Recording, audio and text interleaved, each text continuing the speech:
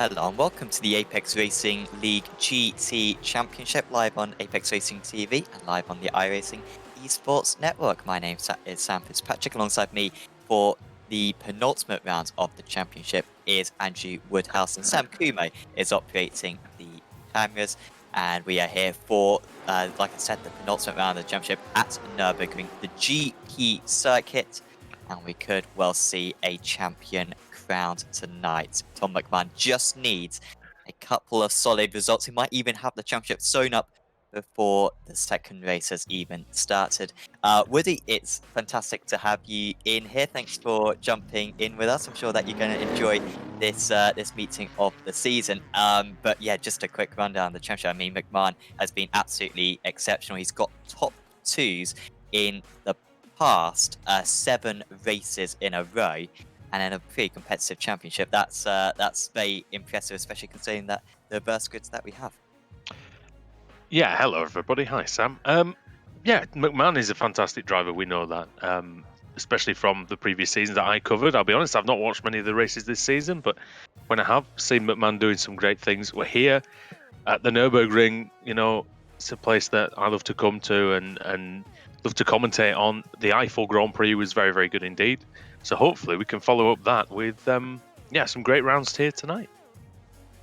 Absolutely. So 2 races tonight. The first one will be 25 minutes in length, and then the second will be another 40 minutes with the reverse grid involved. You just saw the Pro Championship with McMahon. Not with a huge advantage. I mean, he's only about 100 points clear when you take into consideration the job scores, which is about 20% more points than the others, but that's still a big margin. And he really does need to finish in the top 5 in race 1, and that should be sealed. But I think we'll announce it after race 2 just to be sure that he's won it. In the Amateur Championship, Dean Powell as well, looking very strong and surely with a massive favourite to take that title, just with the pace that he has shown so far this season. A few mistakes have held him back, but certainly Dean Powell, the favourite for the Amateur Championship. We'll keep you up to date with that all the way, because we have only got Interlagos coming up next week, and then that will be the end of this season 3 of this championship. We're currently in a 10-minute qualifying session. The drivers can set 4 lap times during this qualifying session, and could be a decently important grid. There is Tom McMahon, who has got the best qualifying rating so far this season, was beaten by Jonas Boden last time out, and also at Road America as well. But this circuit, it is tricky with the off-tracks. We're running the GP track, so it's not quite as bad with that fast chicane. It's a little bit easier to stay off-track, but even around this first part of the lap in the first sector, it can still easily just push the limits a little bit too far, and it's annoying, man, especially because if you want to have any pace, you've got to be pushing the car right to the limit in order to extract that extra pace. Yeah, it's one of the tracks that I absolutely love driving, and some people think this is quite an easy track. Absolutely not. Even the arena section, which is pretty slow, requires some good technique and some consideration of your line and preparing for the next corner to really get the best exit. Dunlop Curve here is a prime example, Sam. Anyone who's ever driven here knows. Again, it seems like such a simple corner. Absolutely not. The car just wants to understeer, and you know, if you get on the power too early, you're in the gravel on the left-hand side. Absolutely, it is a really tricky circuit, but as you say, a really nice driver's track as well. I think it was even better before the Tilka section was put in back in it was 2002 when that was added, or maybe 2001. I will be going on race. I think it was for the O2 race, I believe. Okay. But I think the new section makes it better for overtaking, no question. But the old first corner was a good driving chicane. Actually, I quite like those sort of medium speed chicanes. They are pretty good. As man comes round, and let's see then, what is it for him? 151.5, and that looks like the time to be at the moment. He's ahead of Daniel Lee. So yes, I mean Daniel Lee, we know he's a good challenger, and McMahon throwing down the gauntlet early. Yeah, second place in the championship is Lee. Interestingly, I haven't actually shown this to you, Woody, because I'm usually just gloating to Adam Hedgecock about my sheets on the scores. And I've got a qualifying score for each of the drivers, which averages out the drivers, what percentage they were qualifying, and Oh, then puts it all together. So I might have to show you the link. And at the I like moment, things like that. McMahon, considering what you got to remember, of course, is that if you get pole position, you get a 0 on your score. So McMahon so far been 0.2% off, then pole, then he was 0.003% off at Charlotte, and then he was 0.2% off at Imola. So his average, he's on average 1/10 of a second slower Wow. to qualifying. But Jonas Boden, he's only down in fifth place in the championship. He's only 1/10 off pole in qualifying. So those two are a long way ahead. And then you go down to Eichenberg with 5/10 off. So on average, McMahon and Bowden are about 4/10 of a second faster in qualifying than everyone else on average through the season, which is a pretty big margin. And that margin doesn't usually carry over to the race. It really is just impressive from those two. They Doesn't are look that like quick. doesn't look like any sign of Bowden today, by the looks of it, anyway. No, that is a good point. I have not seen him so far. No, He's that not he's on. had He's to. not on the list. I was furiously scrolling down as you were going through. Was it talking about him? See if we can see where he was, and yeah, not there at all. That is a shame. Of course, had to pull out of the Porsche Cup Championship as well on a Wednesday evening, which is also on Apex Racing TV and the Esports Network. So that is a bit disappointing there, as Crouch now goes to the top, and that is a very strong time. And Lee also goes up into second place. James Crouch, who hasn't got a podium so far this season. In fact, I don't think he's got a front row of the grid so far this season, but it's a stellar time to put himself up into provisional pole. Yeah, he was pretty high up in the standings as well, wasn't he, James Crouch? Forgive, by the way, just to the viewers at home, forgive my in particular lack of knowledge, because I'm on about 2 or 3 hours notice here, so I apologise if I don't know much about this season. I did used to cover the series. Many drivers here, Sam, that I enjoyed watching, like likes of Taj Edwards and Max Wolf, Copeland and Kittleman and Stevens, Saul. Some good names there, Tressider. So yeah, I'm looking forward to see how they get on, and some new faces as well, which is always fun. Yeah, some of the new guys, I think Crouch in particular, the Vanguard Sim Sports cars, Crouch, Hutchinson has been fantastic. McCowan as well. Godzik has been a good addition. Of course, won the second race of the championship. And of course, Mohammed Yanko is also new to this championship. He only joined in the last round. You can see him up there in fourth place. Only an iRacing of 1.5k is Janko. So he had to It's promote him up impressive from pace. amateur to pro, and he is not. He was no slouch, is he? And I tell that's you, second row of the grid. that's impressive.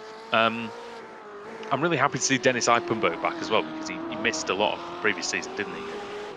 Yeah, he's back here in force, so happy to see him, the Dutchman. Yep. So win a race this season.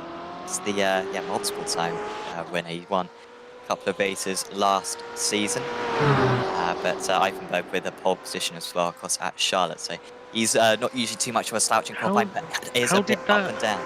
how did that go at Charlotte with the Roval? I assume. It was remarkable. It went so well compared to what it was. You know what? We've hosted a lot of races around there, GT4s, Ooh. GTs, and of course TC the other day as well. Yes. I don't think there's been a single pileup. You know what? The TC race was really good. That was really good, and it showed that track that is a legitimate circuit now with all the changes that they've done. I think it's a lot better um, than it was. There were too many sort of daft American Roval things on the old layout, and this is much more sort of refined and much better. Look how much curb he takes, Eipenberg, going. He's basically straddling the curb. I know they brought that remastered version of Tony Hawk's Pro Skater out recently, but that was almost a 50-50 grind on the old high curb in there in the Coca-Cola curb. Yeah, trying to open up that final corner. Unfortunately, it seemed like he picked up the trim Oh, earlier on in the lap as Winbo goes for a spin.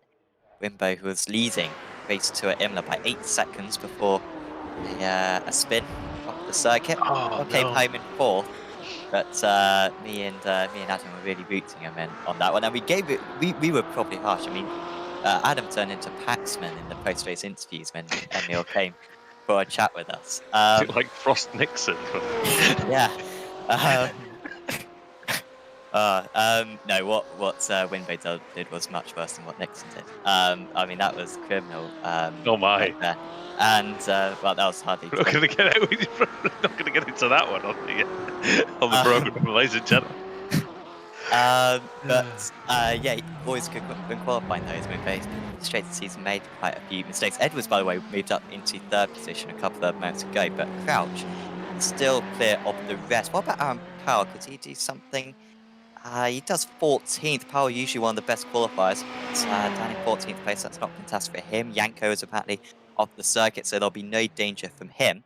In fact, it is just the pole sits are still out on check, but the 10 minutes has elapsed. Sam, And do you remember last season when we said we want Powell versus Powell and we never really got it? Well, 13th and 14th on the grid. trust me, this season We had a lot of it. we've had too much of it. Um, Aaron's had a bit of a tricky season. Dean has had a terrific season, and yeah, And they've met in the middle. Yeah. James Crouch then. Pole position, his first pole, and it's by 0.3 of a second. That is quite a time. Daniel Lee, that's his best qualifying of the season as well, up on the second row. Edwards starts in third, then McMahon in fourth. Is that his worst qualifying of the season? It is. He's qualified on the front row in every round of the season so far, as we can't say. A bit of a disappointment for him. Then it's Mohamed Janko, Dennis Eipenberg, Emil Winbo, Luke McCowan, Mark Hutchinson, Scott Rister, making his debut in the championship. That's a terrific qualifying for Rister. Then it is Max Wolf with a very good qualifying actually in 11th place. Artur Godsick starts in 12th. Then it's Dean Powell, Aaron Powell, Chris Van Der Nesse, Alex Moore, James Salt, Matty Chambers, Tim Perry, Kev Copeland, Kevin Kittelman, Tom Stevens, Adam Coles, Joseph Saul, Yaron Weinmaster, Justin Garrick, who's also in his first ever race, John Chessida, Michael Rosenfield, Derek Holland, Steve Brown, Tom Bingham, and John Gordon, who will hopefully take the start. Gordon, he did submit a new paint, so he hasn't wasted my time on that one. So I spend too much time adding paints to the paint pack, but at the moment he's not on the grid. Can be a crazy start around this place. Hopefully no one misses the breaking point. Yeah, I mean, we saw in the Grand Prix, didn't we, that everyone missed it, I think. Turned into turn one, found out there was no grip at all, and went very, very wide indeed. But they did show Lewis Hamilton and Valtteri Bottas that you can race side by side in this first sector, especially on the first lap. And I reckon we'll see quite a bit of that as the safety car is ready to take us on the shortened part of the pace lap. They're just heading up to Vidal now. And I tell you what, that could be a flashpoint up at the top of the hill at the chicane, Sam, potentially. Yeah, of course we're using the GP layout, so it should be a bit more of a braking area. So it might be possible for a few more overtakes. Of course, we did visit this place a couple of seasons ago in season 1 with the fast chicane, and overtaking was very tricky. So Eipenberg hold on to the race win on that occasion. Let's see if Crouch can do a similar thing. Really strong in qualifying. Wait to see if he can back it up in the race. Only 3 more races to go after this one. And it's James Crouch from the pole position. We are away racing for 20 minutes of action at Nurburgring, and Crouch pulls away from the rest. Edwards with a strong start, might be able to get past Lee straight away. He's going to have the inside line for the hairpin. Crouch just moves across the inside, very cautious of the opponents, tries to make a dive as Lee dives in pretty late and just missed out his braking area. And McMahon moves ahead, almost contact between the two of them as the ball just cuts across slightly, as we've had a couple of offs further down the order. Good start for, I think, Dean Powell, or maybe Aaron Powell gaining a couple of places. Good start as well for Chambers to gain 4 places off the launch. And Lee is still struggling in fact. I think Lee might be losing out to Janko very soon. But Mohammed can't quite get past, and Lee at least saves his blushes, but he is down 2 places. Yeah, Mohamed Janko then looking very, very good indeed on this start. Seems more assured than Daniel Lee, and looks like there's been some contact at the Ford curve, and that's Rosenfeld, and I think Weinmaster possibly. So we'll have to see what happened to them at some point. But yeah, Crouch, you know, that was a great pole position lap, and it's a big margin. over the rest. And looking good. Edwards with a good start as well, up in second place. Oh, and that's in the middle of the track. That's coming out the Schumacher S, Sam, that is. Oh, that's surely an accident Oh, waiting to no, happen. Matty! Oh, dear Lord. Matty Chambers. Who, And I think that other car has possibly... Did they go off, or...? I think that was Kisselman, wasn't it? Who had Was to it? go off, but Yeah. did a brilliant job to avoid, because it's pretty much blind as well when you go through the Schumacher S. That we would have been able to see him. So that was a absolute miracle that he didn't get sent off into space on that occasion. Hutchinson ahead of McCone. In fact, quite slow just on the inside. Down. I think that's McCone losing a couple of places. You think that's a slow? Can you pick up the slowdown easily through the final chicane? Potentially, yeah. I think if you you might have missed it or bounced across it, but it certainly looked like he didn't get much drive out of the final corner either way, intentional or not. Godstick, we saw him. Oh, that's Powell sliding up the inside of James Salt. So Salt, who's usually a good competitor in this series, probably expect him to be a tiny bit higher up, but it's early going, 25 minutes, as you said. Yeah, third place man last season in the championship. But further down this season, certainly EBSR's dominance of those top positions not quite as strong, albeit with a good lead. Sorry, what's the balance of performance like in terms of which cars have been the strongest? They're pretty even apart from the Ferrari has been quite weak. The BMW's good down the straights, but everything else is good. I mean, the Fords, particularly in the Aussie Mixed Fixed GT Championship, is good, albeit they use fixed setup, so not necessarily totally reflective. And the Porsche has had a good turn of form, so it's one of the better BOPs. It's certainly not a dominant car. Well, the big thick boy, the BMW. See it there with Powell. McCowan then here in 12th place. And Winbo having a look at Hutchison, and Hutchison bobbles over the chicane, a little bit of the bobbly, and through goes Winbo. Dear me. And look at that helmet as well. I don't know if we've got that on the broadcast, but that helmet is interesting. And Winbay has already made this move a couple of times on Hutchinson. They are losing each other a lot of time at the moment. But the 148 just keeping ahead. And, well, I'm sure he got the message from his sponsor there saying, you're clear.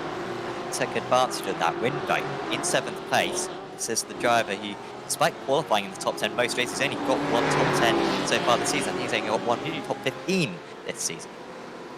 He looks good in that first sector, didn't he, Hutchison? After he tucked in behind Winbo, he'll be looking to try and get a move done before the BMW can escape. Good drive out of the, I think that's the Vorsteiner curve. And then into Dunlop. Oh, he's having a think. Oh, he's just lost time, I think, doing that.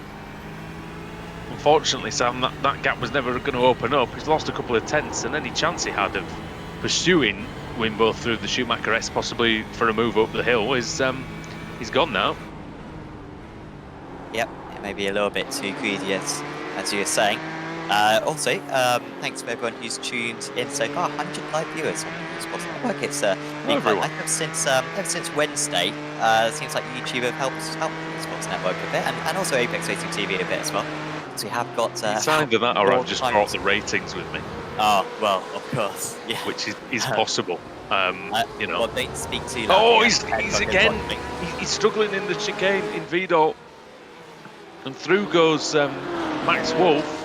It was very good in the previous season, but again, Sam, he was struggling over there. That's why he lost the place to Winbo. It seems like the BMW looking stronger than the Ford over those high curves. Yeah, that is certainly one of the strengths of the BMW, as the Ford will look down the inside. Didn't totally cover it off there, did Wolf. I mean, the BMW is so massive. I guess it barely registers those curves, I guess. So insignificant is the size compared to its majesty.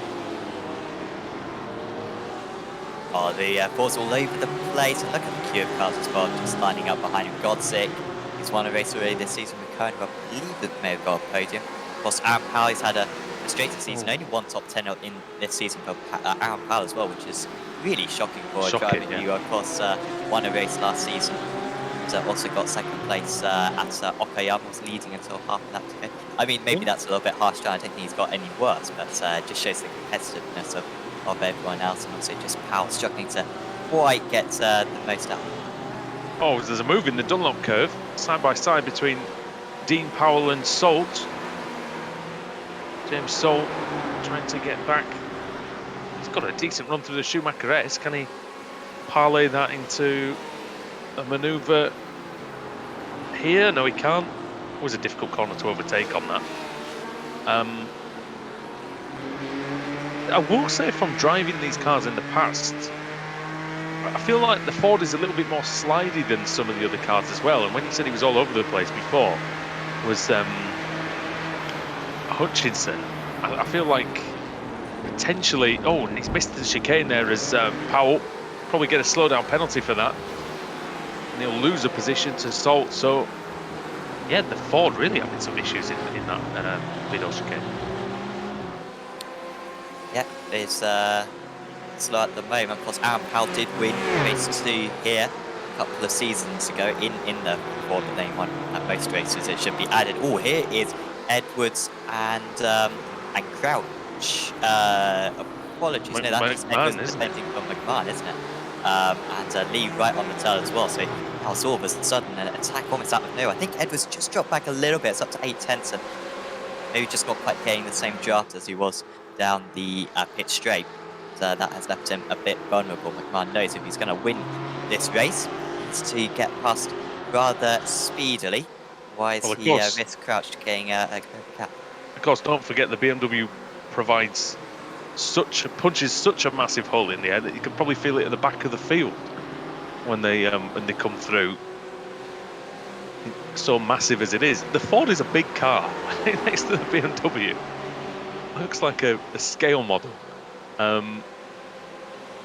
But the Ford GT, of course, I mean, the history of that car is well documented. I just watched last week the fantastic Ford versus Ferrari film, Le Mans 66, which I honestly recommend to anybody who has any interest in racing. I think it's brilliant. But yeah, the Ford GT, what a heritage, Sam, and you know, it's great to see out on the track in iRacing. Oh, and again the chicane, almost comes a cropper at the chicane again. And Daniel Lee's on the case after that bad start. I wonder if McMahon was trying to follow in the tracks of Edwards there over the curbs and didn't really take into account the fact that his car just isn't going to be able to deal with those curbs as well. Got a bit greedy. As McCowan, this battle is starting to kind of spread out a little bit. These guys were a bit closer. Wolf was, or Hutchinson was really staring down there. Yeah, dangerous foul for a second.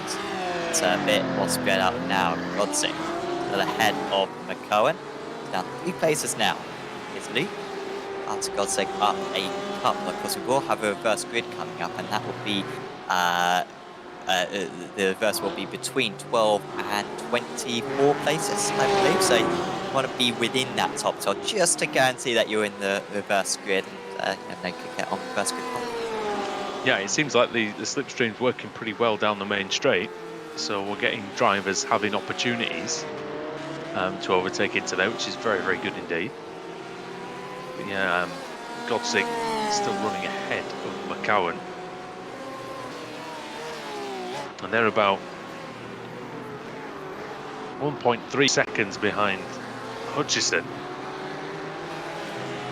And then behind, and then we're looking at now Matt Salt and Powell squared. Yep. Oh, and he's made a bit of a mess of the Schumacher S there as Dean Powell. Now Dean, of course, leading the amateur championship with a bit of a margin. He, of course, leading this race as well, the amateur category, so he can really afford to lose this place, and it wouldn't be the end of the world. But I think that's going to be how Dean will be thinking right now. Power, meanwhile, not too much to lose. Of course, did pick up that slowdown a couple of laps ago when fighting with his teammate James Salt just ahead of these two. That time, the Ford being able to carry a decent amount of curb, good control for the American. Runs a slightly alternative line through the final corner. Quite work out for him. The cap just opens up the 310s, but this is actually closing quite Got a quickly now. good You can see it exit. on the relative.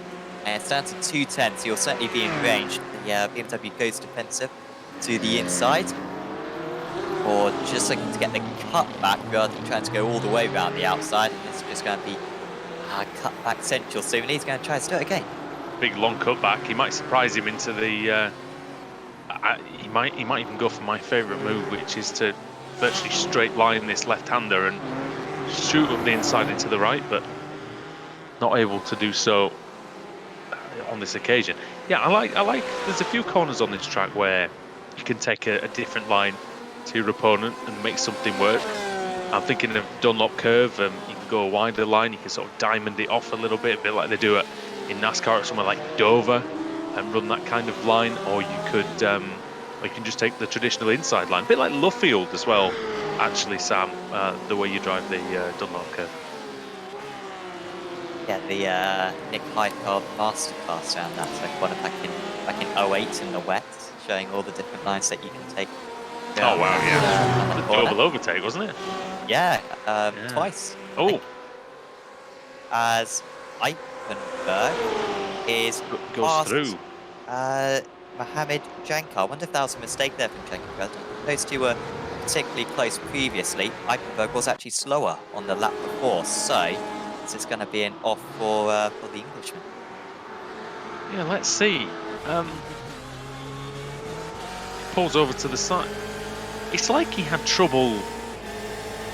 It's like he's feathering the throttle. Is he? Are they teammates? Is he letting him through or what? I think they're teammates. It sounds like your car is like.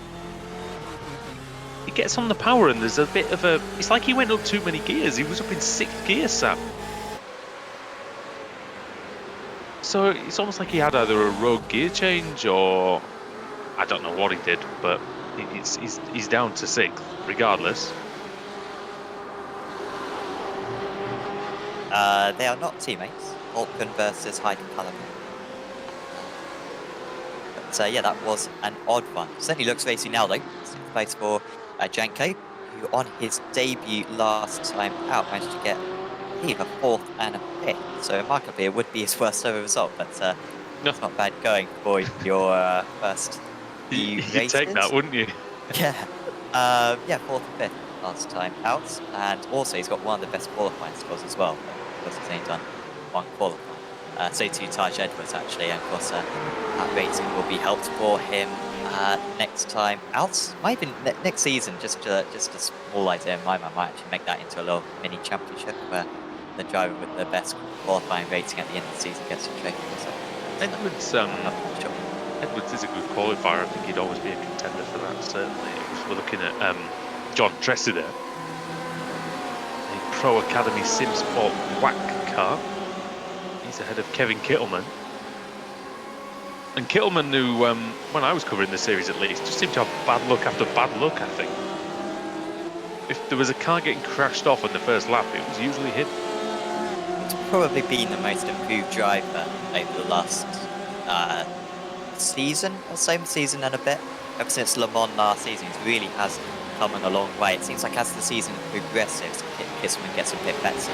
I feel like he always had decent performance. He just wasn't getting the finishes, and it just wasn't coming together for him, I think. Just look at this. This into the Coca-Cola curve.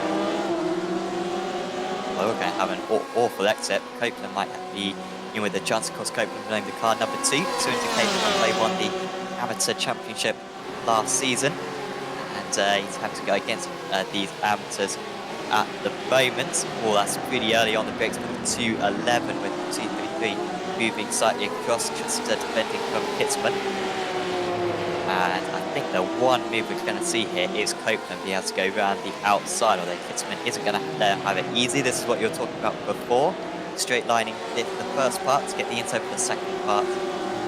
But that wasn't quite something that the Porsche driver was able to do. Do like that sort of move. You can do it in the last corner of Barber as well.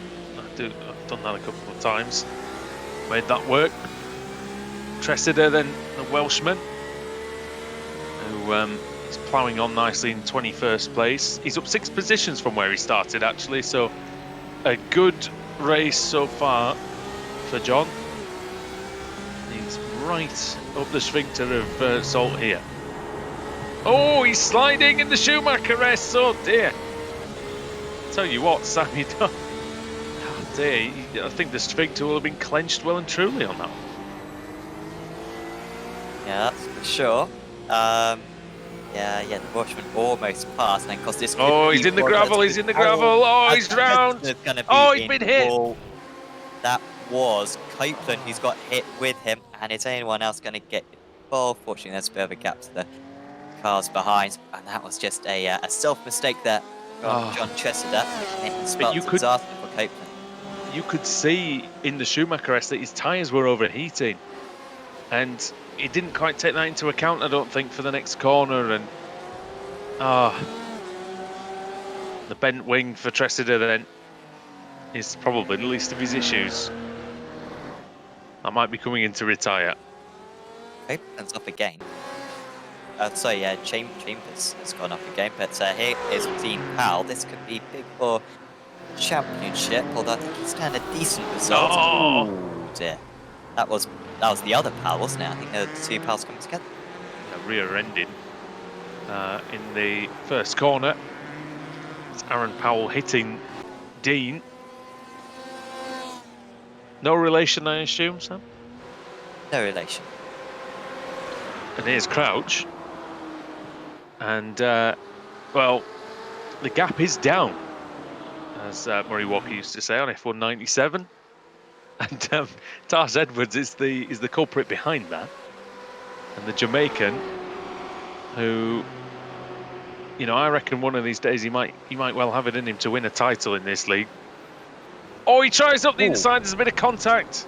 And Crouch has to vacate the space and go over the chicane. Now, they're probably both going to end up with slowdown. Well, at least Crouch might end up with a slowdown, which would be really terrible fortune for him, considering it was not his fault, Sam. Yeah, I think he's trying to serve it, but I don't think Edwards wants to overtake at the moment. Let's see. Crouch just puts his car to the inside. McMahon might have the pair of them here. Edwards pretty slow on the inside, and McMahon around the outside. Between the 2 of them. Crouch still leads, but McMahon now on the inside. That's a bit of a slider as well. And they make contact again. McMahon just understeering out slightly. Lee can't get involved, although now Lee's going to go for it. Berg has to open up the steering to ensure that he avoids him, and McMahon gains another place. Crouch served that slowdown, but I think what happened there was that Edwards could have overtaken Crouch there, but he felt guilty about causing the slowdown, and so he slowed down as well, but tried to keep McMahon behind him simultaneously. That's fair. It's fair driving. It's good sportsmanship. But yeah, he didn't. Unfortunately, they were very, very close, weren't they? But I think when Edwards had the legs on McMahon in the first few laps, so you know, we'll see if he can get back through. He's right on him, coming up the hill, as Daniel Lee looks like to be dropping back a little bit. But yeah, they really got the elbows out on each other, didn't they? That was fun. And now Edwards will be. I don't think he's got a reason to be aggrieved at McMahon, but he'll certainly be annoyed at himself there, Edwards. And I think that was a legitimate, attempted move going into the chicane. I think he was within, almost passing range of Crouch, but was too ambitious. Either that, or it was one of those where he missed it a little bit and thought, well, I might try the overtake, and then he kind of went, oh no. Yeah. And which I think we've all done as well. No, this will be a good run though, Sam, I think, here. Sorry, mate. This is the BMW runs now, potentially. 2/10 of a second behind.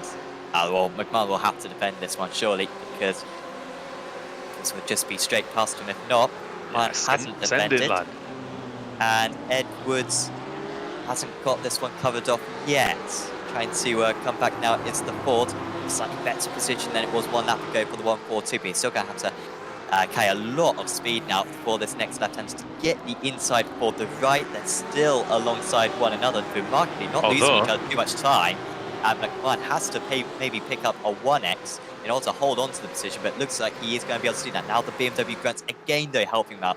Again, side by Oh, side. You'll have the inside for the next corner. Contact between the two of them. But Edwards is the one who emerges ahead, and he had to really stick in there for a while. And after about a third of a lap alongside, he's finally back up into second place and can chase whoa! after the race leader. And there's almost contact again. And where is Daniel Lee? Lee's going to be passed here, potentially alongside. McMahon. But McMahon's got a better exit, and Lee just wasn't close enough to take advantage. Just saw the front quarter panel of Daniel Lee's car appearing in our right-hand vision. He's got a great run through the Schumacher S, not quite close enough to have a move there. But what a sensational battle by two of the best in this championship, McMahon and Edwards.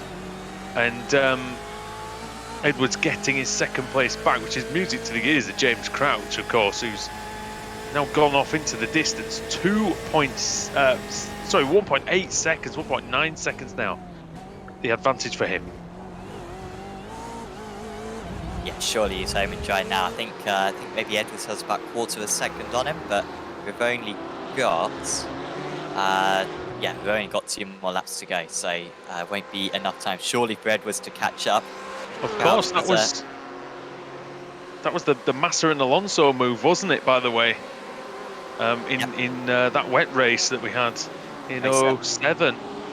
Yeah. Not far behind them actually is Eichenberg and Janko. On that last lap they closed in by about a second and a half on those guys ahead. Eichenberg only just ahead. Janko's doing brilliantly, and actually Winbo as well, with really good race pace. Winbo usually just heads off in the races, but his race pace is just as strong as his qualifying pace. And he is catching up to these two as well. In fact, he was only 1/10 of a second slower than the race leader on that last tour, so it'll be a close three-way battle, and really for race 2 mistake. Could be anyone's, as a mistake from Eichenberg runs a little bit wide, and Janko will have the chance. Eichenberg usually very good in his defence, very stern, but rarely picks up any penalties, and well, that was a bit easier for him to defend. Again wide though, and he's inviting his rival round the outside through the Schumacher S. Are they going to leave each other room? No, they're not. Janko skips across the gravel. Can he rejoin safely? He does. Winbo moves up into 6th position. Flashing the lights, Janko. I tell you what, Janko, the front end on his car is tremendous. He's got so much precision, and change of direction is wonderful in his BMW. Seems like he's got much more front end grip, especially than Dennis Eichenberg. But Janko, as once he's shaken off the dirt off his tyres, might be able to go again. But big moment side by side. I think I'd like to see, maybe after the race, I'd like to see maybe a different view of that, just to see exactly the position of those cars. But we're on to the final lap, Sam. Yep, Ned was 10th and a half faster than Crouch, nowhere near enough, as the gap is still at 1.8 seconds. McMahon just dropping off a bit, 6/10 of a second. Has been Edwards' best result of the season. Came back or made his first race of the season at Road Atlanta for the reverse grid enduro. As Eichenberg having to defend against Winbo. We've seen this move work so far, but Winbo was just too deep on that occasion. Eichenberg really deep himself though, and he's pretty much made his run through there. Pretty horrible. And Winbo, if this was actually a braking, I'm sure he would be passed into the left-hander. It's too quick in these high downforce GTE cars. And Eichenberg holding on to our top 5. Yeah, brilliant stuff for that last spot in the top 5. But I tell you, Winbo, well, he's not giving up. And Janko is only half a second behind these as well. So if these two hold each other up, if these two get scrapping, we might see the three-way BMW battle that we thought might come here at the end. But James Crouch, Sam, well, he's coming into the final sector of the course, and he's just he's provided an absolute masterclass today. Yes, he's even extended his lead as well on this last lap, and it was a brilliant qualifying lap to put him on pole position. He won back at Monza in fortunate circumstances when the top 2 took each other out, but there's been nothing fortunate about this one. Had to hold on against Edwards. And once Edwards made the mistake, it was pretty easy for him. It is James Crouch who wins his second race of the season. Race 1 at Nurburgring goes to him. The podium will be completed by Taj Edwards, his first podium of the season. We've got Powell off the track of the Dean variety. And remarkably, I don't think it's going to lose him a place. I'm pretty sure Aaron Powell was already ahead of him or maybe battling with him. Dean Powell was such a lead over the rest of the drivers. That must have had about 15 seconds to the rest. Will still come home in 14th and top of the amateur drivers, and that's another step closer to the amateur title for him. I've no idea at all how that gap was so big, as you say, but maybe that's why. Who's missed the chicane there? Is it John Gordon? Yeah, he's had to slow down so that he doesn't get disqualified or a black flag or something like that. Gordon's going to come around the final corner. Hopefully he's served whatever penalties that the sim has dished out to him. And he crosses now ahead of Kevin Copeland. And it's 23rd place for the man from Wales. Yeah, from last on the grid. They first on the grid. That is not bad going for him. Steve Brown battling with Holland. Careful, guys. Derek Holland nearly ran into him there. Is there going to be something here for Holland in Germany? Maybe I'm talking double Dutch, but we're coming to the line now. Oh, the line comes very quickly though. Too quickly for Derek Holland, and Steve Brown does that. Yeah, Brown holds on to 28th and almost everyone finished on the lead lap. So we had our Winemaster who maybe finished one lap down. Yeah, I think so. Yeah, Winemaster finished one lap down, but Chambers was the only retiree there. Winemaster was off possibly on the... I think he was off on the first lap, wasn't he? In the Ford curve, I think. Yeah, yep, you're right. That was that crash that we sort of didn't see. Two cars off on the left-hand side. So, yeah, that was a great race. Really enjoyed that. And we'll take you through the results that are on the screen now. James Crouch with the win from pole position. Wasn't quite as easy as a 2-second finishing gap suggests. He was hit by Taj Edwards, but he managed to fight back and stay ahead, and that was important. Tom McMahon took 3rd place behind Edwards. Daniel Lee in 4th, ahead of Dennis Eipenberg. Emil Vinbo in 6th, ahead of Mohamed Janko in 7th. Max Wolf was 8th, ahead of Mark Hutchinson. Artur Gudzik in 10th. Luke McCowan in 11th. James Saltland 12th. 13th for Aaron Powell. And 14th for Dean. There was some shenanigans between those two in the race. Chris van der Nesse in 15th place ahead of Adam Coles, with Tom Stevens in 17th, 18th for Tim Perry, 19th Kevin Kittleman, and Scott Rister was 20th ahead of Joseph Saul. Alex Moore 22nd, John Gordon 23rd, we saw him going off at the chicane, and then Kev Copeland 24th, Michael Rosenfeld 25th, 26th for Justin Garrick. John Tressida in 27th, Steve Brown 28th, Derek Holland we saw in 29th, just couldn't quite get past Brown at the end, Tom Bingham in 30th, Jaron Weinmaster in 31st, and then Matty Chambers, we saw him off after the Schumacher S and with the dodgy rejoin, which I'm sure the stewards are going to have a little look at, and Tito Bonilla, I think, didn't take the start, Sam. Yeah, we won't go into Tito on that one. I'm one for conspiracy theories. Yeah, trust him. So he had to say goodbye. See him again. Anyway, first good wheel time. Woody, you haven't had one of these for a while. I mean, I'm excited. You can spin it yourself, but you can't. I can't, no, and I can't see it either, so you'll have to do it. Yeah, Sam Kume. Yeah, I think it's time to spin the wheel for the penultimate time this season, and potentially the penultimate time in this championship as well. So we really need to savour it. Well, let's do it. And we still got the music here, so it's just bad that Woody cannot hear it. Oh. Yep, and it will be 17. So yeah, I don't think we've had a 17 so far this season. That means that Tom Stevens will be on pole Pole position. position? Adam Coles. Sorry, sorry, just had a small aneurysm. Adam Coles in second place. Vandenette and Dean Powell be on the second row of grid. Yeah, that looks pretty tasty.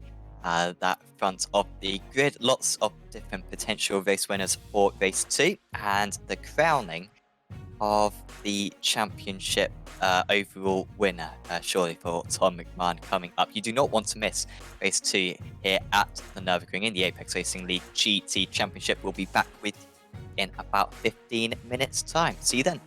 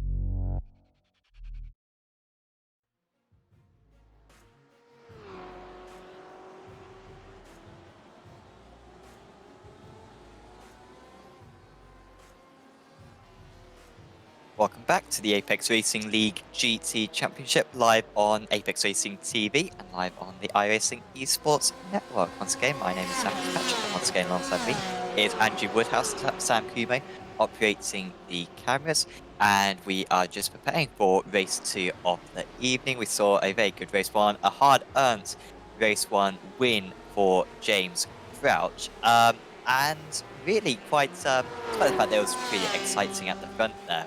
I don't think there's many drivers out of position for this race too. I'd say the reverse grid that we had kind of got the slower guys, the midfield guys at the front of the grid, and the fast guys in that kind of 12th to 17th range, which is how we'd like to see it. Yeah, I mean there will be some drivers, slightly lower than we are used to seeing them, which is the beauty of these races, but they're not going to have quite as far to go as in some categories that we have on the channel. So yeah, I mean a good start, Sam, where maybe 6 or 8 places gained in the first couple of laps could set them up for a really good run at the win here. But let's not forget that the drivers at the front, very, very accomplished indeed. You mentioned just how close qualifying was. So, yeah, they've got it all ahead of them, haven't they? Definitely. So he had a 17-car reverse grid, and that means that Tom Stevens will be on pole position. Adam Coles lines up alongside him in second place. Then it's Chris Van Der Nesse. Dean Powell lines up in fourth. There's Aaron Powell. Perhaps watch out for Powell. James Saltz as well, though Salt's pace wasn't terrific in race 1. Luke McCowan starts in 7th, then it's Archie Godzik, Mark Hutchinson, Max Wolf, Mohamed Janko, who looks very strong, perhaps an outside hope at a podium for him. Emil Winbo lines up in 12th, then it's Dennis Eifenberg, Daniel Lee, Tom McMahon, Taj Edwards, and race 1 winner James Crouch in 17th. Then is Tim Perry in 18th, Kevin Kitzman in 19th, and Scott Rister in his first ever meeting rounds out the top 20.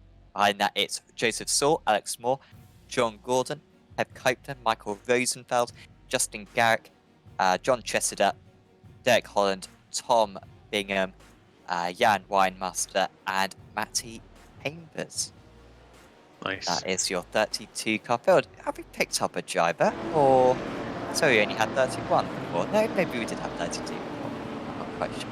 Anyway, Stevens and Coles leading the fields away. We've got the Mustang pace car as per at the front of the order. No doubt that will be remaining for next season.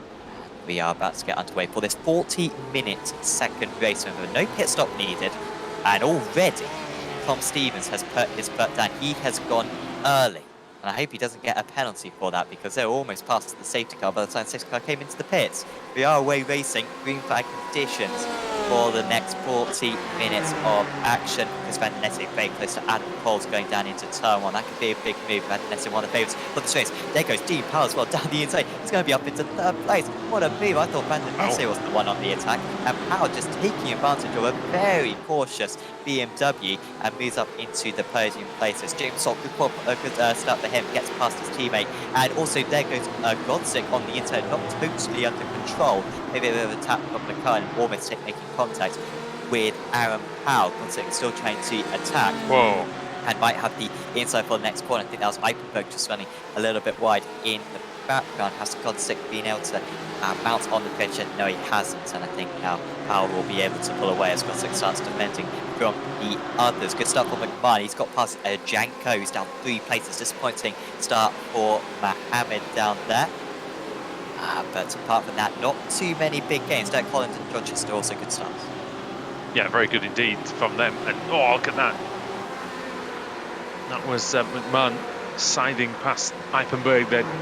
Those two exchanged positions a few times on the first lap, so see if Eifenberg can hang with McMahon as McMahon looks for his title, of course, which he can claim by just finishing the race, I believe, here.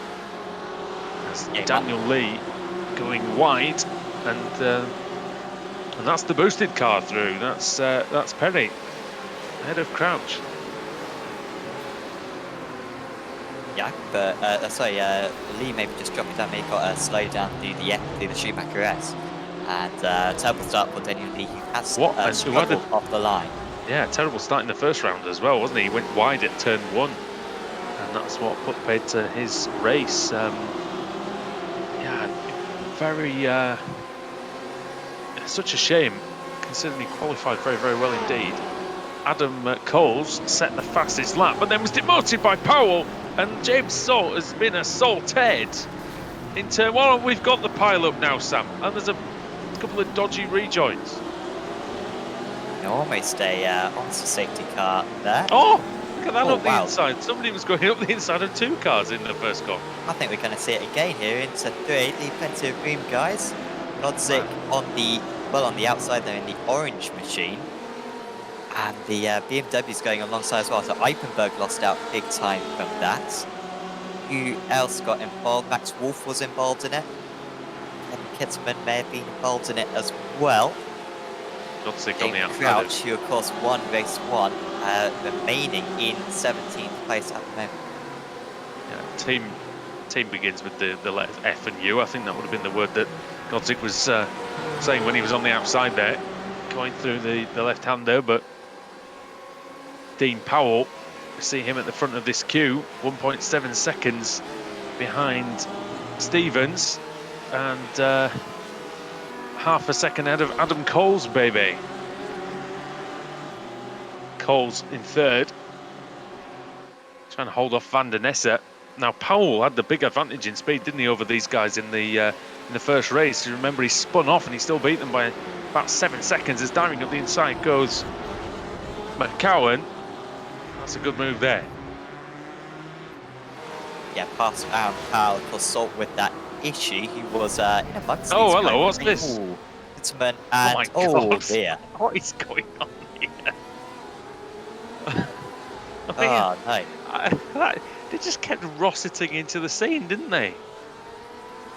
Nobody seemed to care. They seemed to sort of not apply the brakes or anything. What's Let's see. happened to Stevens? Stevens has come into the pits or something. Have a look at this.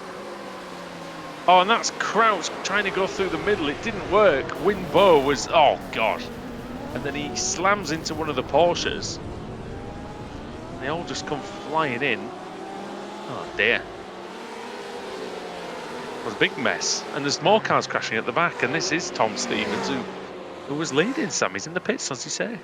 Could be a jump start. No, well, you can't jump the start. What do you think it could be? Well, he did go early though, didn't he? He went before the first corner. I wonder if he...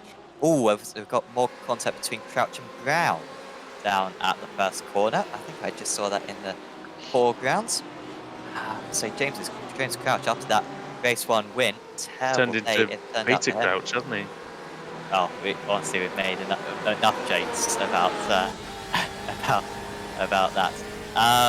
Well, he's well and truly done it in this race, hasn't he? Unfortunately, after such a brilliant race in race 1, of course.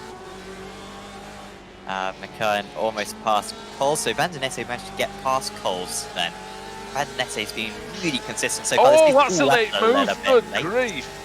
Well, if anything, he's giving himself the worst time because McKern now has the inside for the chicane. And Powell isn't going to be able to get his way through here. This chicane is just too narrow. Oh, he bounces. In the Formula 1 as well. Look at, did you see how high? Did you see how high McCowan bounced over the curb? And that's what's put him back under pressure from Coles. Got the exit now though, Sammy, it looks good. Yeah, I think that's going to be good. Powell, I thought he was going to box himself in there, but he did the smart thing, went to the inside instead, get a bit of clean air. Wow, this is... Hutchinson as well. Look at Hutchinson going with the 133. And, well, you couldn't pull it off. It was quite spectacular. Sam, I'm not sure I've ever seen the GT race, be it in this series or any other series, really, where in such urgency in the opening laps. It's like, it feels like maybe with the short, smaller reverse grid, maybe everybody kind of feels like it could be their time. Maybe they have to take these opportunities when they arrive. Yeah, perhaps so. Coles is just gonna, it's still just dropping down the order, trying to hold on to as many as he can. But now Aaron Powell is passing, that could be big. Powell, he might be boxed in. Good pace. Hutchinson having a look into Dunlop. Oh, and he's going to sneak through, you know, in the right-hander. And we're going to go. Oh, he slots in just them.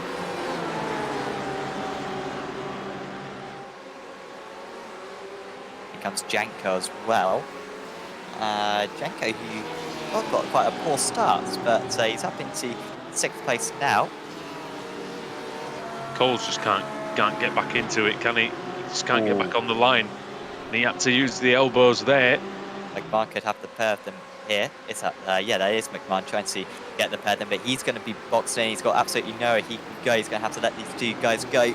Pulls deep on the brakes. Oh, he's got a lot of speed in bang. there, and Here you McMahon go. happily will have the pair of them, and that was almost inevitable on the brakes. Just behind them, Edwards trying to move through as well. He could be on for a podium, could Edwards? I don't take anything away from Tom McMahon's talent because he's obviously got a lot of it. But I noticed in this race, even in the first race, and even, you know, many races last season, he puts himself in so many good positions to take advantage of other people's misfortunes, and that's what makes a champion, Sam. Is someone who can grasp that one moment, and he can read the situation so well, and he comes out on top of it. As we see here, those two guys crashed into each other. McMahon says, "Thank you very much, I'm off." Yeah, only one finish outside of the top 10 so far avoids the incidents, and also He doesn't get drawn into the battles, does he? Yeah. You know what I mean? He doesn't get drawn into the silly incidents. Sorry to interrupt, but he's just very good at that, at, like, navigating his way through a season. And several race to victories so far, of course, almost won the reverse grid race as well at Road Atlanta. The injury that we had as Lee, under the radar, to 9th place. He was down like 20th, I think, at one point, was Daniel Lee. We haven't seen many moves into Dunlop Curve, and that was a great one. Very clean. Yeah, wide entry there.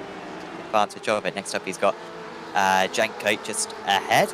Starting to calm down, although that might be fatal last words. Luke McCowan is onto the back of Chris Van Der Nesse. I think Van Der Nesse had the pace to potentially do what Powell is doing. I think he's just as fast as Powell, but didn't get the start that he needed. Got overtaken by Team Powell straight away, and since then he just hasn't been able to make the progress. And now Luke McCowan is up into 2nd place with Vulcan Sim Racing. Powell and Hutchinson are next up onto the back of the BMW. What Van Der Nesse did very well there was make sure that, at least for now, he only lost that one place, and it didn't happen to him like it did to Coles, where Coles just kept sliding down position after position. Coles now down to 10th, but yeah, Van Der Nesse just, he can now focus looking forward on McCowan and not, you know, try and stay with him if he can.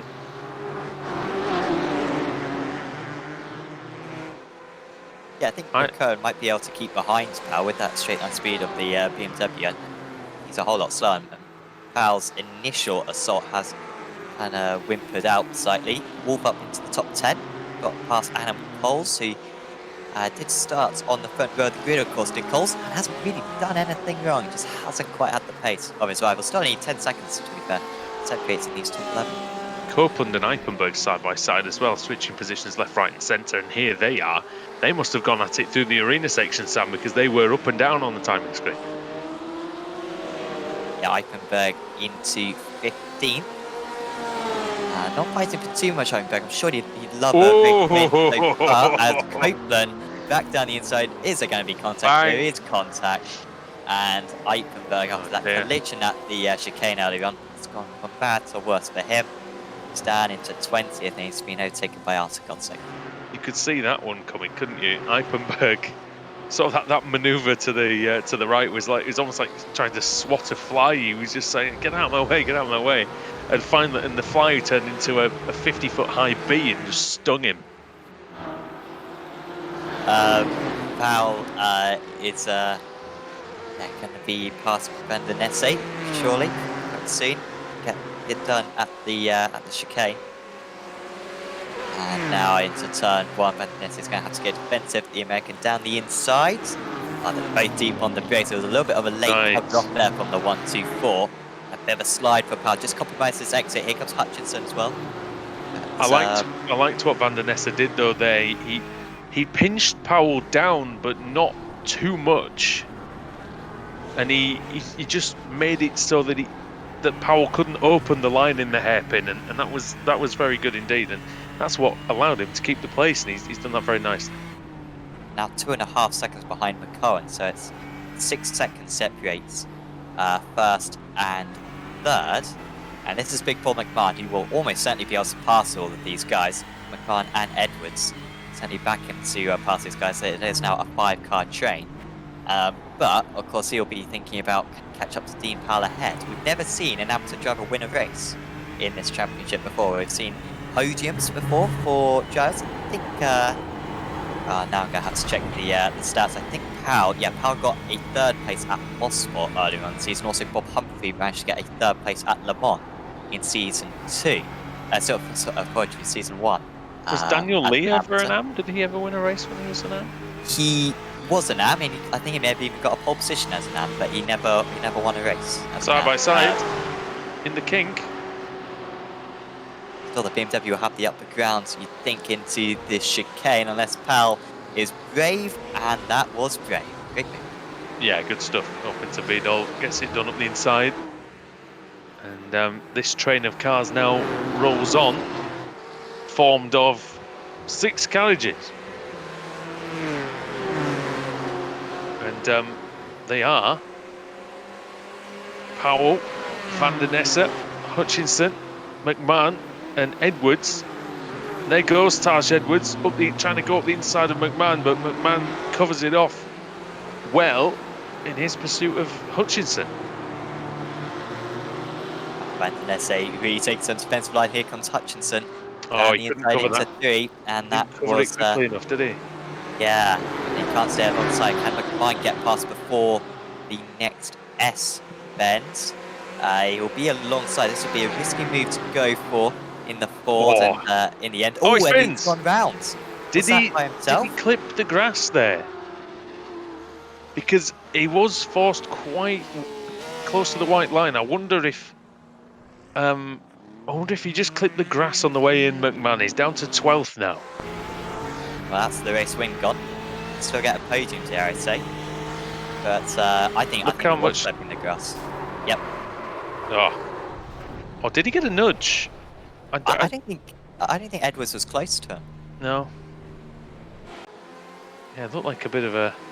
He was kind of trying to force the issue with Van der Nessa, but because the Dutchman was defending very well, got a very, very wide car, and that's not a pun on the BMW either.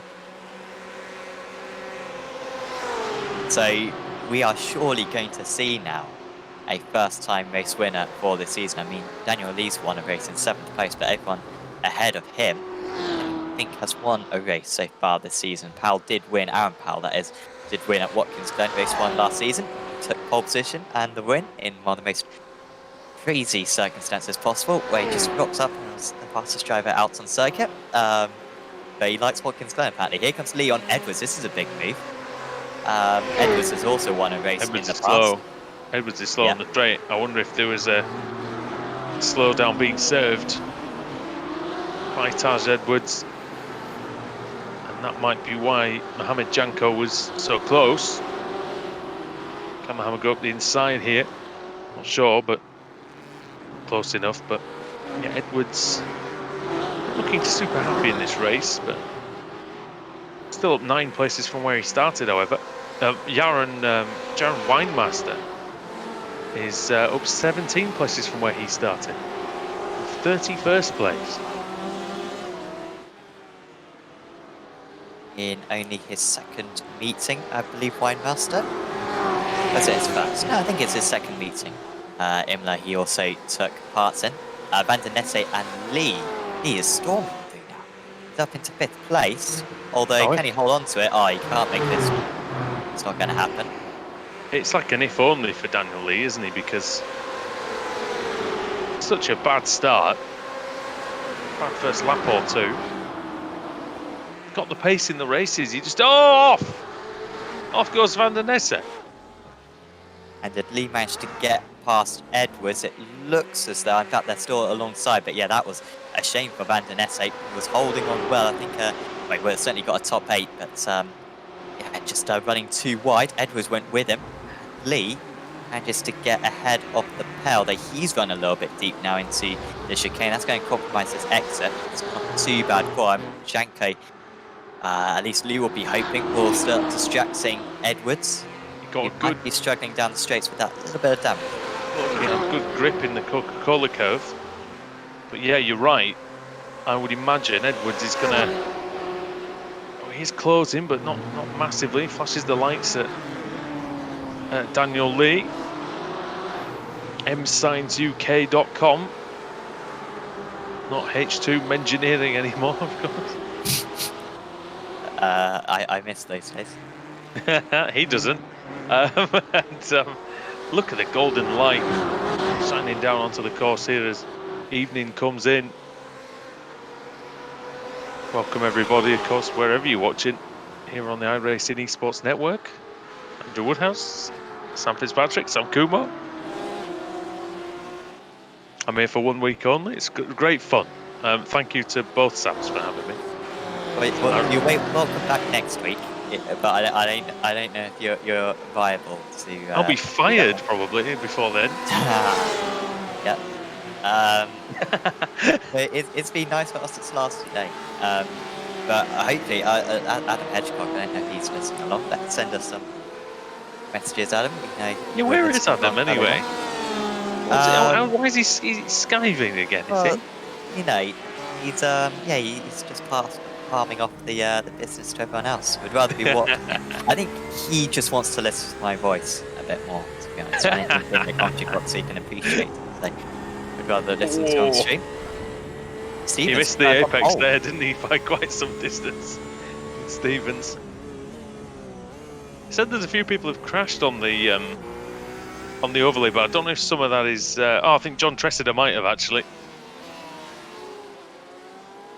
I wondered if that's people just going through the hairpin very slowly, but looks like John Tressida has come a cropper. Where's this? It's coming out the Dunlop curve, and it's going to be the Schumacher S, is it? No, dear, could be a big one. Oh, he bounces. He goes on the gravel. Oh no! Oh, there's the wall. Oh, whoever that was, Sam did. They must have needed a change of pants, I think, after that one. Mr. Adam Hedgecock is still watching. Thank goodness. We can't. Hello. Can't talk anything bad about him, unfortunately. Damn it. Tom Stevens and Vine. Oh no! He finds a car in the middle of the corner. Scott Rister. Oh dear. That was like moments, preceding disaster or whatever it is that they do on Twitter. Winemaster, who's going very, very well. That's put a stop to that, hasn't it? Yeah, he hasn't got any steering damage, has he? He's just very slow all of a sudden. And now he's got car. Eichenberg and Crouch behind him, which isn't. There's a car alongside, look at that. Eichenberg flies through them. We might have to turn our attention to the leads in a moment because the gap's down to 1 second. Luke McCowan. Yeah. Wonder if he could get that lap comparative graphic up, because I was noticing at the Grand Prix the other day, they don't use this graphic anymore. I don't know if you've noticed this, Woody, but they use that silly time until they catch the driver ahead, the battle time. Yeah, I want to see. They don't use. They do show. No, they do. They do show it, but it's not. I didn't see it's it on only Sunday. over. It's only over about 3 laps that they do it. But no, I like this format better. But of course, I'm going to say that. Of course, you can get this stuff via SDK Gaming.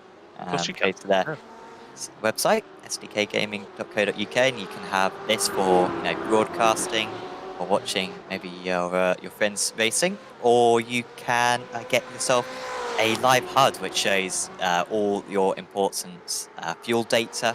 Yes. And all that useful stuff. I think a pit exit indicator tells you where you're going to exit the pits, which is pretty useful in a strategic great. race, especially IMSA or the Monsters, where you got to make a mandatory pit stop. So certainly do go to SDK Gaming for that.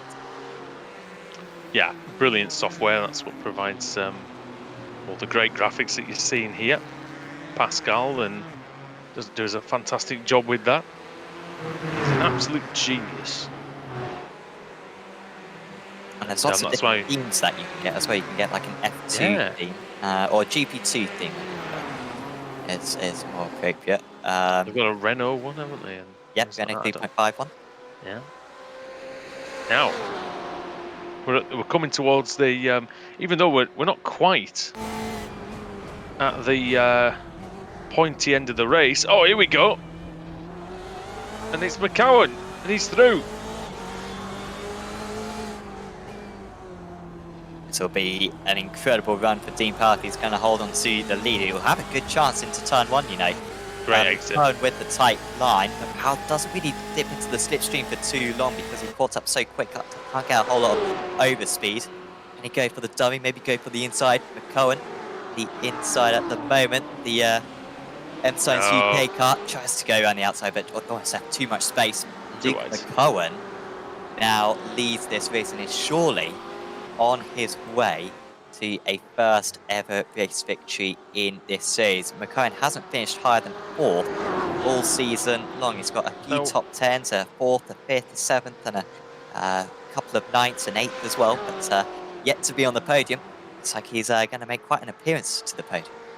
Now, he did show that graphic before of the lap times. He was closing in at about half a second a lap, but we know that slipstream can account for most of that. So if Powell just keeps it tidy, possibly could have a couple of opportunities here before the race is out. Still quite a bit to go. Still just under 60, just over, sorry, 16 minutes. Yeah, McCowan's got Scott Wrist has crashed apparently. Yeah, with all these car repairs, it's not going to be a wrist crash for very long. Oh dear. I've been thinking of that one for a while.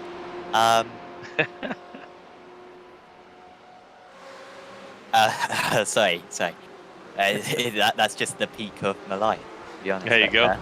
Peak of all of your lives. Should have kept thinking of it, I think. Instead of saying it. As McCowan leads the way, here's Stevens. And he's ahead of Copeland and Godsick. So after coming into the pits, Sam, Tom Stevens, who was on pole position, don't forget, now finds himself in the midfield, and it's a very frustrating feeling, to have an opportunity go away from you like that. But he's trying to make the best of it he can ahead of the reigning AM champion.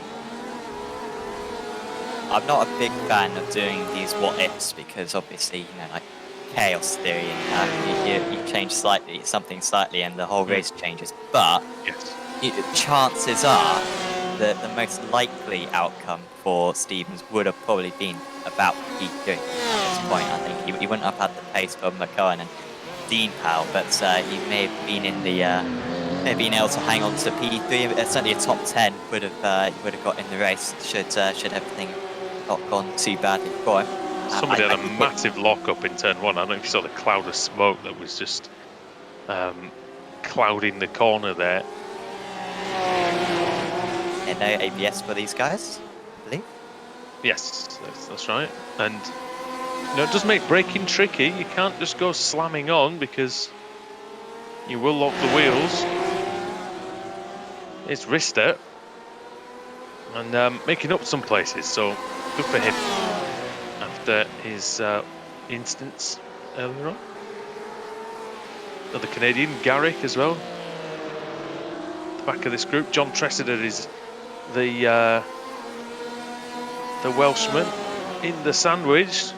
The Welsh sandwich with Canadian bread, to correctly use the analogy. Thank you. And Tressida, hopefully, well, in his terms, hopefully won't be the filling for too long, but we'll see. See if he can earn his crust in this one. So Godzig behind Copeland then. He's got a good slipstream, Sam, but he's not getting the overspeed. I think maybe down to the damage. He's going to go for it anyway. Well, good defending there. Honestly, the guys at the Nurburgring, just make that chicane wider. Oh, Crouch just missed the corner. Make that chicane wider, because it's like impossible to go alongside there at the minute. Just made that a bit wider. You could have some properly good. I know Schumacher obviously did that famous move on a Lacey, but yeah, but if you make it wider, then it's faster, and then you don't get the braking zone. You see, that's the issue. Because then you just make it like the chicane that's further along, where it just ends up being a medium speed corner and there's no braking zone.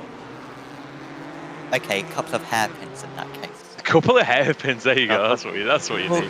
You know, like the one at Abu Dhabi, the first chicane. I say the first chicane. I mean the one at the end of the long back straight. Make it a bit like that. That's a big. Yeah, that's not a bad corner actually. That works. That works well for overtaking. Does that? I will say, and it does work well for drivers to counter as well down the next straight. That's the best part of that track, I think, is the long straight, those two corners, and then the following straight being there. Best part for racing, should I say? Yeah. Sadly, despite the fact that they had basically a blank check and blank piece of paper to draw the track, they still managed to ruin that what could have been a magnificent hairpin at the start of the lap by putting the grandstand too close and having to add a chicane. But we digress on that one as Lee comes in. I do like a good chicane, though. I do like a good slow chicane. A bit strange like that. I know some people don't, but quite like the fun of them. Hutchison leading Daniel Lee. Ford versus BMW here, and same on our screen now as Tom McMahon goes through on Max Wolf. Wolf, who Sam, I know when I was broadcasting the series that Wolf seemed to be performing slightly better in those days. I wonder if he just maybe not getting on quite as well with the BMW. Yeah, perhaps so.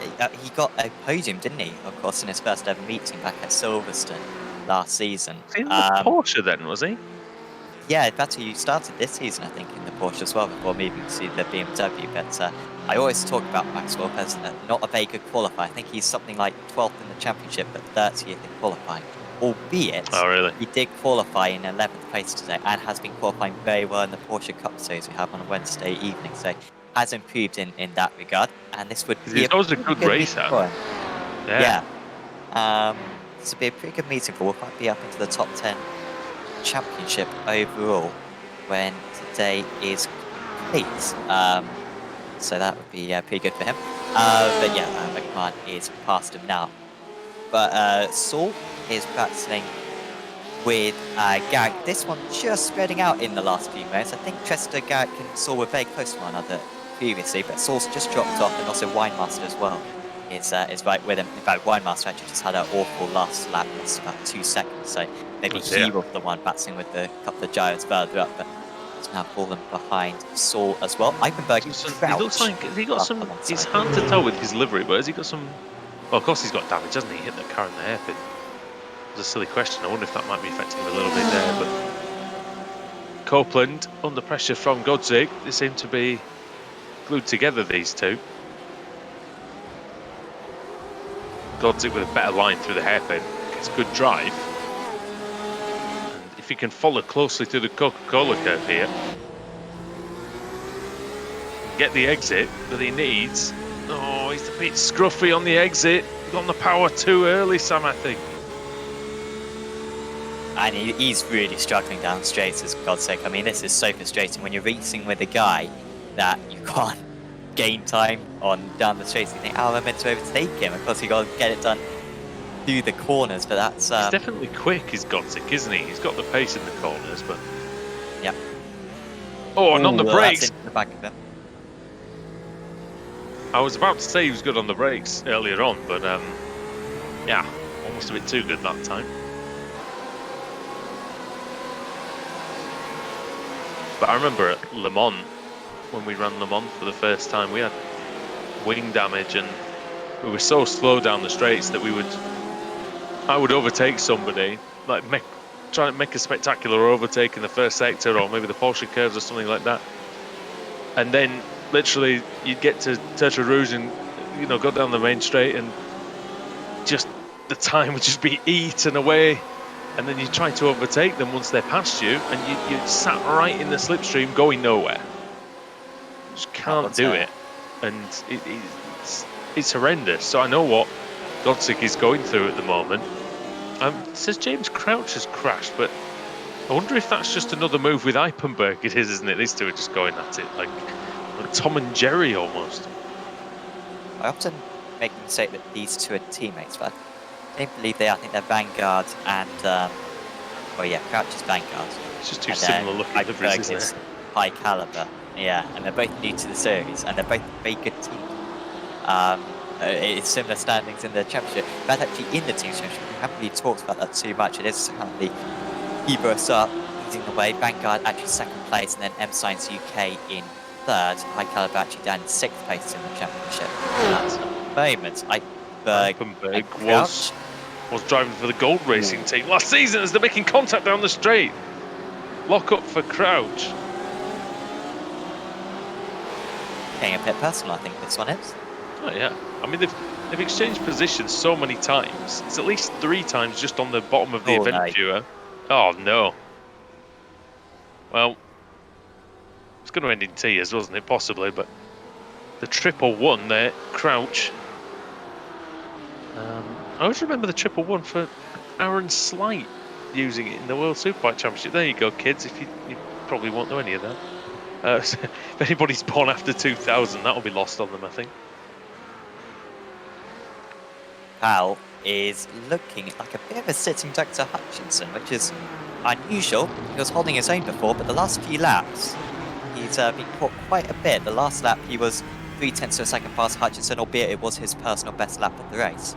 And I think Lee and Ed was staying quite compliant in this one, letting him catch up, letting them all catch up. Still got 6 minutes to go in this one. It's McCurran leading by 2 seconds over Dean Powell. That gap just edging out by 1/4 of a second per lap. And then it's 6 seconds back to Powell, who has not been catching those top 2 whatsoever, just showing the pace of the top 2. This has really been one of the most competitive rounds I can recall of the Apex Racing League GT Championship. We had a 4-way battle for the race win earlier on, and we've had at least a 2-way battle for the win in this race too, but really no one can be... but plenty of others have had the pace to battle as well. It's been a fantastic meeting, mate. I've really enjoyed it so far. Flown by this second race has. And of the craziness at the beginning, we've had battles for the lead. Might get doubly bubbly for Powell. And Powell. Be a big bit of the bubbly. There'd be 2 lots. Well, neither of them have got the bubbly all season. There you go. I mean, Aaron Powell, I said it earlier on, Dean Powell with the best result of... no, of course, because Powell did get the podium, didn't he? Dean Powell did get the podium earlier on in the championship, but Aaron Powell, the best result of 6th so far. He's only got 1 top 10 so far this season, albeit he has got 3 11ths. He was a quick driver last season, and qualified in the top 3 or 4, I think, a few times, and just didn't quite go for him in the races. But it's looking good at the moment. Some stiff competition still before the end, but a few laps to survive if he's to claim the last spot on the podium. A bit sideways for Hutchinson. Good race for Dean Powell though, as well. Sam, after getting passed by McCowan, he's still done a great job to stay just about 2 seconds behind and comfortably ahead of this pack. Yeah, and that will be the Amateur Championship all but sealed up for Dean Powell as well. I don't think it'll be official at the end of this meeting. Oh, what's happened to McCurran? McCurran was just off the circuit board, maybe. He's just lost 2 tenths, but I think he's alright. He's just gone off at turn 2 or something. Of course, our timing screen isn't, our off tracks isn't necessarily the same as the iRacing off tracks, but it's a pretty good indication of whether the drivers have track extended or not. It does show, by the way, though, that this race is not over. And McCowan still capable of making a mistake. So that might give some impetus to Dean Powell's challenge. Try and drive him on a bit more. That's the 2x2 nearly here. And that's Alex Moore in the BMW and Tom Stevens, who was on pole position, in the Porsche. And the glorious engine sound as well. It's fair that you start from pole position, you spend the entire race just overtaking people. Yeah. But that's been Tom Stevens' race. Where did he come out of the pits? Do we remember? Was he not? I mean, he would have been near the back, but yeah, it must have been 25th, something like that. So do we know what that penalty was for again? Potentially for an infringement at the start, maybe?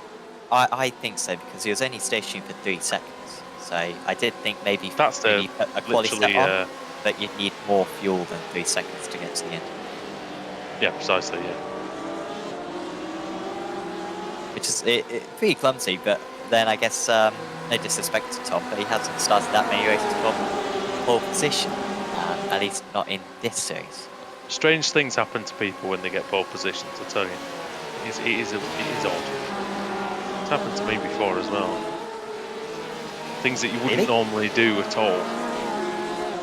Oh, I mean, most of them have been reverse grid poles, let's not kid ourselves. But, I've been, occasionally I've put it there. I don't qualify super well ever, really, so it's never been my strong point.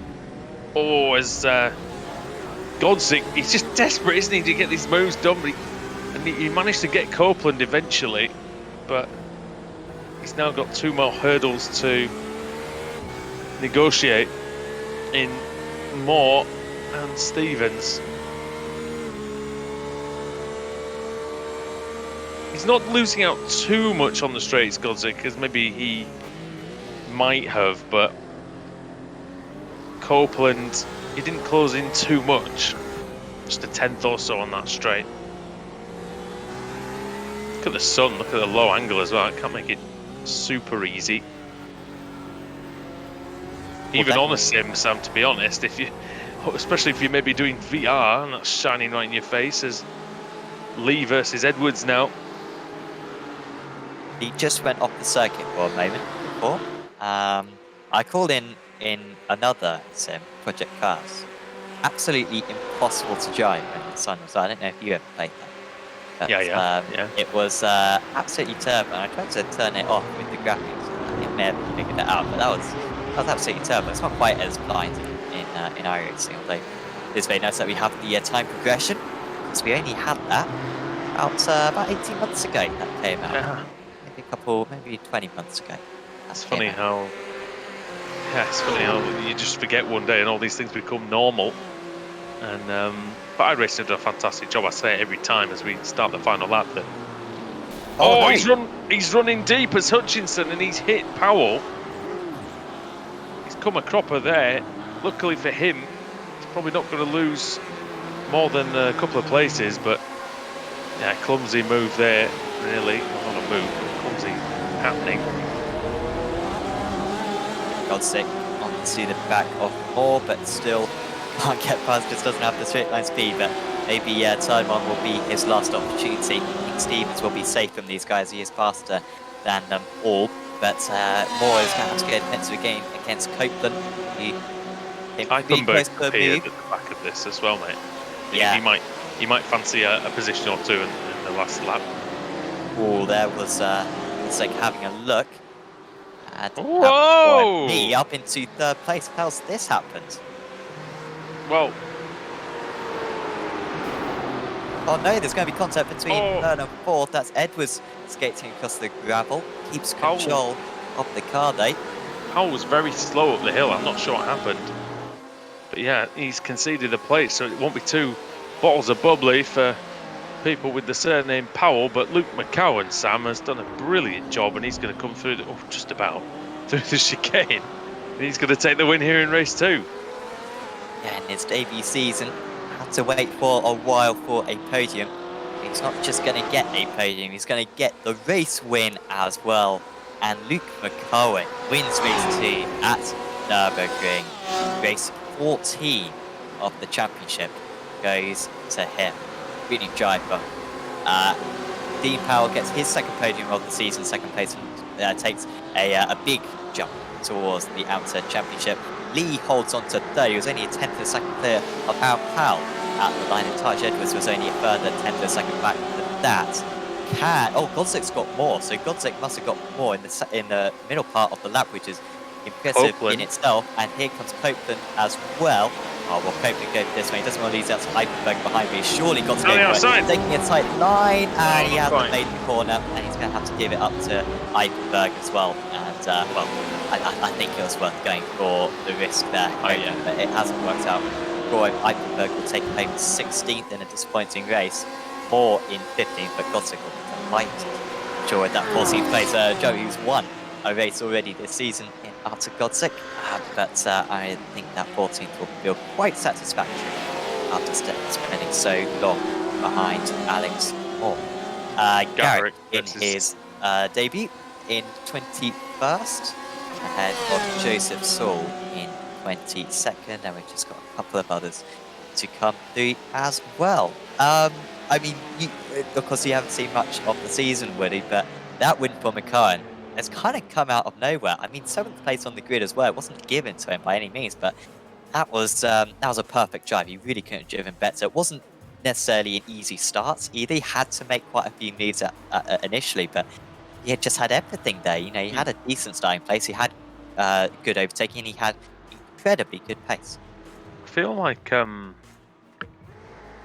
between 6th and 10th is a really good place to start in a reverse grid race, because you've got to make a few moves, but in theory the people ahead of you are going to be slightly slower, and if you're the first one to kind of get through the slower people, you can put a buffer between yourself and the really fast guys who are coming through from behind. And I've won races like that before, and that's where McCowan did a fantastic job, because he got to the front quickly, and he made the gap to those behind. He pushed Powell all the way. Powell did a great drive. I mean, he only lost a couple of seconds in the last 15 minutes or so since the overtake. So yeah, it was a very, very good performance from him. He'll be very very happy with that. And like you say, I think you say he was leading the category, did you? Yes, yeah. So I mean, that's cemented that for him, hasn't it? Pretty much, I think. Yeah, because we didn't mention before as well. I think, dare I say, can announce Tom McMahon as the champion. Once again, won British GT in the GT3 category, and then of course won last season as well.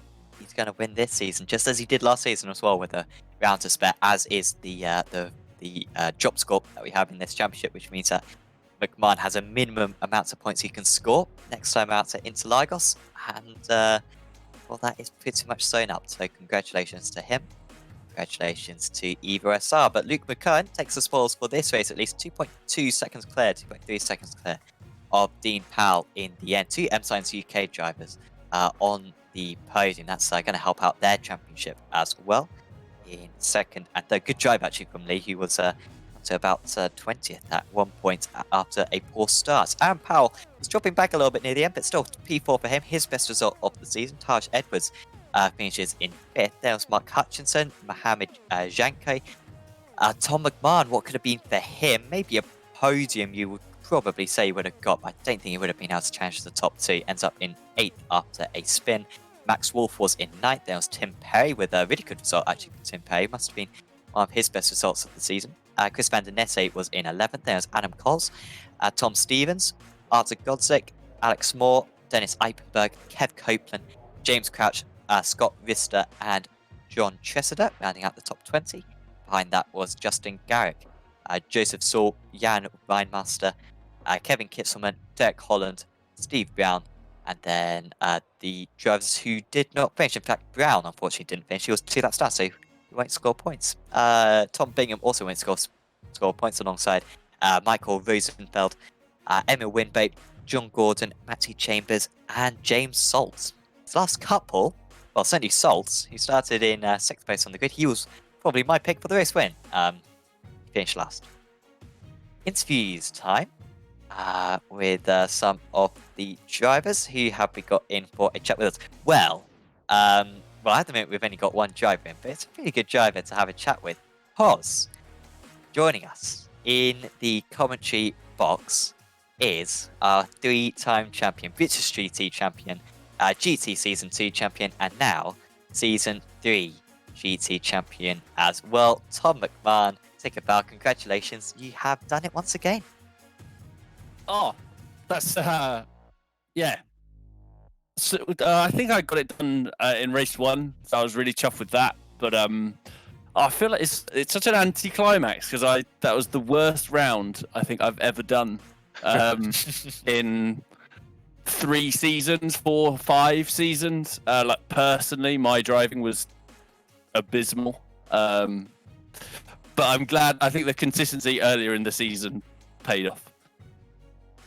Well, take us through race 1, because from our perspective, race 1 was pretty good. Oddly though, you weren't on the front row of the grid. First time you went on the front row of the grid this season, you were like 3/10 off, which was a bit strange. What was going on in qualifying? Because you looked strong in practice. My first lap was my best lap, and I royally stuffed up turn 1. I've just been struggling with the brakes in the Ford like all week, so that was annoying. And then I never kind of got my rhythm back. So, I mean, it was a super lap from James Crouch to get pole. I may have on a really, really good lap got it, but other than that, so I was annoyed at that. Yeah, and then it was just scruffy, just really, really scruffy. Well, you got yourself up into second place, but then you had the collision. Also, the overtake with Taj Edwards, who managed to get ahead of you at one point. I mean, did you feel like you were faster than Edwards, or because he seemed to come past you pretty easily after you initially got past him? I picked up a little bit of damage on the front right when Taj just understeered into me at turn 1. I then returned the favour at turn 2, so we were both having a bit of door banging. But I think I may have picked up a little bit more damage than him. So, yeah, I think on one lap, if I could hook it up, I was quicker. But today was, I was really inconsistent. I was missing braking points, locking brakes. So I think third was probably a fair reflection of like overall pace. But yeah, just a bit gutted with. Yeah, just silly mistakes that I don't usually make. And then race 2, whoosh. Well, a lot happened in race 2. First up, the left-right sweepers. Did you hit the grass or were you hit? The spin that you had at like the start. Yes. No, I felt like I was squeezed a little bit, and then I was going to slot in behind, and then I think it was Chris van der Nesse that I was racing, and he just braked a tiny bit earlier than I was expecting, so I went just to try and avoid slightly, and I just clipped the grass on the outside. Yeah, so that wasn't my finest, and then I've already sent a message to Emil Winbo. Lap 2, I just snatched a brake, as I said, that I've been struggling with, and she kept on going, and it was a hope of I'm hoping I'm going to miss someone, and I didn't. So yeah, another blemish. So that's why it's a mixed bag today. So yeah, delighted with the overall result, but this round was not good. Yeah, we'll move away from this round now. This season, though, has been very good. I think even by your accounts, probably have you upped your performance from last season? I'm certainly saying qualifying you got better. I mean, from your perspective, what have you improved on? Yes, for one, definitely the first sort of 6 rounds. Was super happy with the driving. I think just consistency. Consistency across the meetings, other than Road America, where I got caught up in that one sort of incident. Thinking back to last season, I had a spin at Le Mans. I had Phillip Island where I was mowing the grass more than I was driving on the track. I kind of eradicated that this season. So, and then qualifying up till today, I've been happy with. It's something for next season that I'm going to keep working on. But yeah, no, definitely the overall competitiveness of this field is stronger than last season. But it's just been, I think, the middle rounds from Charlotte through Motorsport and Road Atlanta Endurance. They kind of brought it all together for me this season. So they were some wicked races there. Definitely. Well, congratulations on your podium. Did you get a podium in? Yeah. Third at race 1. Yeah. Yep, third in race 1 and then 8th in race 2, which I think by any other driver would be really happy with that. But that is the high standards you set yourself. Tom, is there anyone you'd like to give a shout out to? Just the Evo SR guys, as usual. It's always a pleasure to practice and get the setups sort of dialed in this week. And then you guys for the stream, the league. It's awesome. We really enjoy it. So we'll be back next week and then for season 4. Awesome. Thanks for having a chat with us, Tom. And hopefully you can end the season strongly next week. We'll try to. Cheers, guys. Tom McMahon there, or Evo SR, your champion for this season. Yeah, again, and well deserved, mate. Well deserved. And you know, he just keeps improving, and you know, he keeps getting, like I say, stacking up the results, and everybody else is going to have to find a way to counter that next season. Is there anyone you would like to have a chat with, Woody? I'll be honest, I don't know if I can do it justice. Okay. I don't know what's gone on apart from tonight, so I will. I'll let you take it away. That case, Luke McCohen, who has taken his first race win of the season, first podium as well, but I think first race win is a bit more significant than that. Luke, congratulations. Did you think that was going to be possible going into today? Because your pace in that race too was absolutely sublime. Yeah, I went in with a different mentality to that race as normal. And it's a pretty phenomenal drive in that race. I mean, take us through the starts and then kind of moving your way up into second place, because you had to make quite a few moves to get there.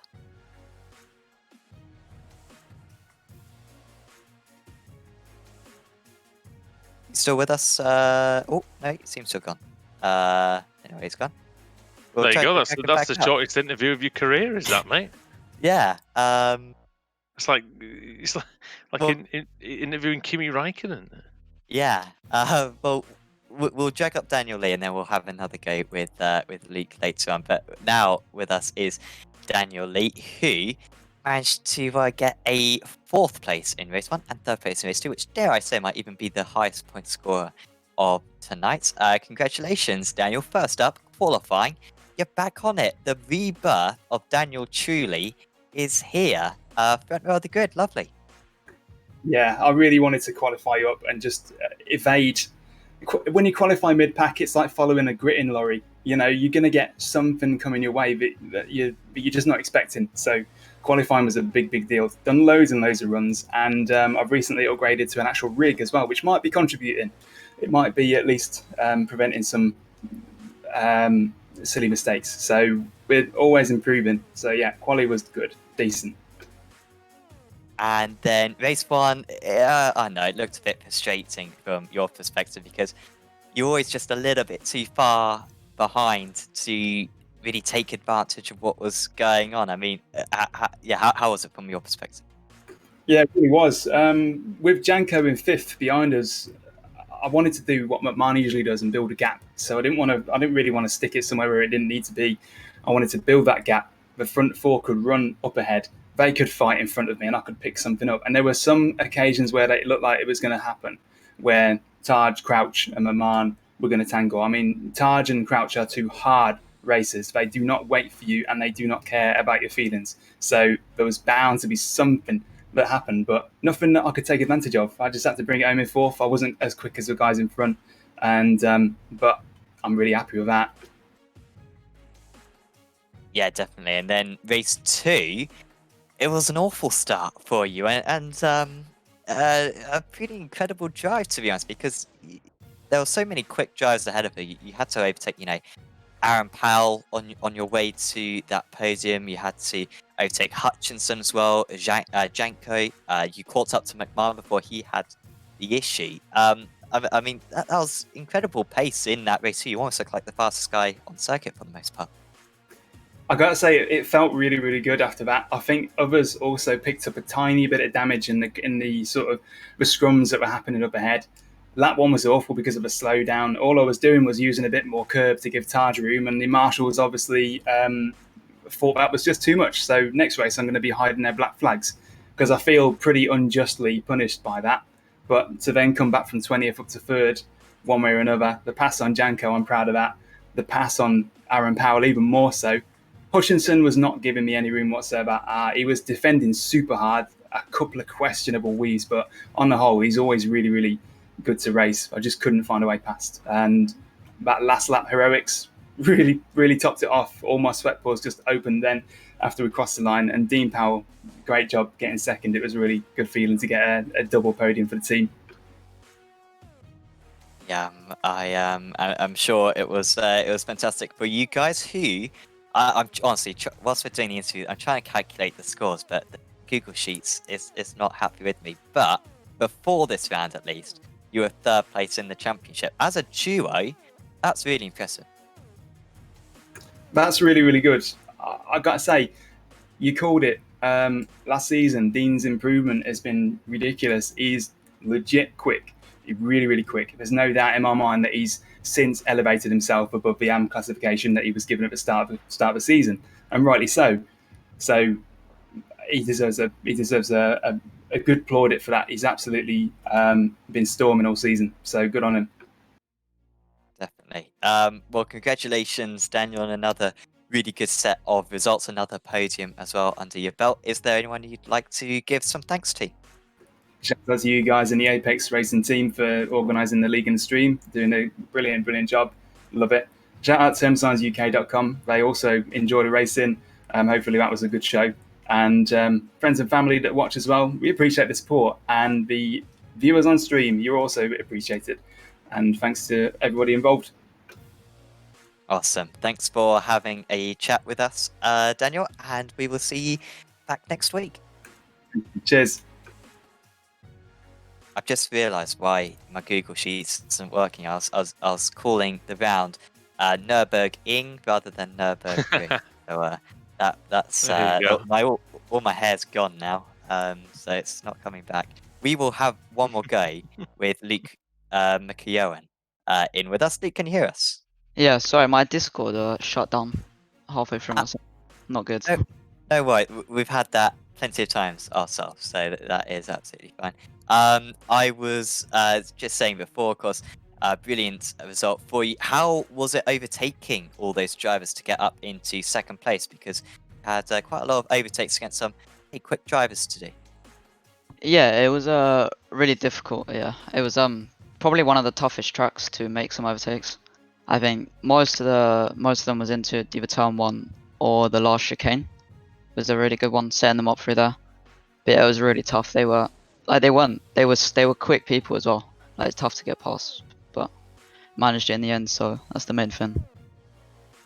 Definitely, and then also that move on Dean Powell as well. You were a decently far back, I think, going into the final chicane, going for that, but you wasted absolutely no time to get past him. Yeah, I thought now or never. Basically, I was like, I've got to get past him, try and build a gap. So I went down the inside. I wasn't gonna fully make the move there. Just wanted to set him up for the hopefully he goes deep, and then I managed to get the switch back, which is that was good. I enjoyed that bit. Definitely. And how would you say kind of this season's gone for you? Do you think you've improved at all? Do you think you've learned anything as the rounds have progressed? Yeah, I think so. I think race 2 is the thing I need to improve on. I it builds my confidence, even though it's late on in the season. Like race 1, I was always around the front top 10 maybe. It was race 2, I'd always struggle getting through the field, getting caught up in incidents. But yeah, I've learned how everyone does it, and yeah. Well, it was a fantastic result for you, Luke. Congratulations on the win. Is there anyone you'd like to give a shout out to? Yeah, Steven, the team boss. He does a great job with the team. Mo, racing with me in this league. Yeah, he's done a great job. Only doing 2 rounds, second round, so yeah. Awesome. Well, yeah, thanks for having a chat with us, Luke, and hopefully you can keep up this good form next time out. Thank you. Luke Yoen there, your race winner for race 2. I think that's all the interviews complete. So Woody, I think that was a pretty good race to come in for. We had a little bit of chaos at the start of race 2, but apart from that, pretty good racing stance. And once again, Nurburgring showing it as a really good circuit to visit. It's not like a really easy to overtake circuit like we have maybe at Silverstone. Maybe gets itself into that category, Spa as well, and Monza, but it's kind of just got that good mix. I think of corners and straights. It's perfect for GT racing, I think, and the kind of overtaking style needed around here is certainly one of precision, and it's quite a narrow track compared to some. And the drivers showed they're perfectly capable of negotiating it, and very, very well indeed. Yeah, manic start, wasn't it, to race 2, but Luke McCowan came through in fantastic fashion. So very, very pleased for him, and very pleased for our champions too. Yeah, and of course, so we've still got the Amateur Championship to decide as well, Yeah. and the Teams Championship next time out at Interlagos, which, along with Suzuka, are the 2 places where all championships should be decided. So really looking forward to that one. That will be on at the same time for we are broadcasting. So certainly do check out Apex Racing TV and check out our social media as well on Facebook, Twitter, and Instagram. That's all at Apex Racing TV. So for me, Sam Fitzpatrick, from Andrew Woodhouse, and from Sam Kumo, we're going to say goodbye. It's McCowan's second race win, but it is McMahon's third title in the Apex Racing League GT Championship. You will take the amateur and the teams. We'll see you back in 1 week's time at Interlagos. See you then.